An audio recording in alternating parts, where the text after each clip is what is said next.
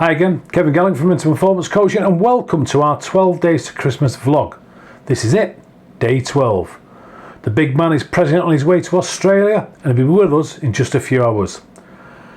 And to wrap up, today I want to look at celebration and reward. On the 12th day of Christmas, my true love sent to me. It's Christmas and we will celebrate. We'll do the same at Easter, for birthdays, for anniversaries.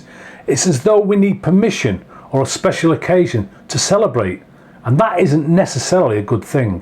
Because of the way our brains are wired, in particular our reptilian brains, the area that produces our fight or flight response, which is designed to keep us safe, and its job is to be on the lookout for danger and anything negative. And this means that our brains are a bit like Velcro for negative things, and unfortunately they're a bit like Teflon when it comes to positive things. So it's really easy for us to think there's only negative stuff happening to us. The truth is that even when there is negative stuff, there's always positive stuff happening as well. You may have to consciously look for it, but when you do, you'll find it. And then celebrate it. Have a party for one inside your own head. Some things you could actively do here are things like start a gratitude log, or a win log, a journal, or count your victories, or just ask yourself what 3 things went well today. We also need to celebrate because we're not really that different from the puppy in training. And if you've ever trained a puppy in training, you'll know that when you reward the puppy, it encourages more good behaviour.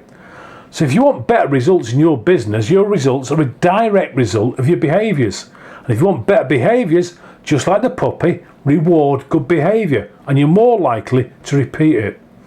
So as an idea, write down a dozen or so rewards that you would like to give yourself in 2021. They can be big, they can be small. And now against each reward, write down what you're going to do to receive the reward. Now I have clients that book up holidays or book themselves seats in Michelin-starred restaurants. Just be creative and remember, nobody's going to celebrate for you. It only works, so give it a go. You'll thank me later. So that's it, my final Christmas tip for 2020. I'm sure you'll agree, it's been one hell of a year, an extraordinary year. But you know what, you're still here, so you must have done a lot of things right. You must have made some really brave decisions. So go celebrate, give yourselves a pat on the back because you deserve it. As for me, well, I've got to go and get rigged up and go out and do some moonlighting with some deliveries to make. Have a fantastic Christmas and a fabulous new year. Stay safe and I'll see you on the other side.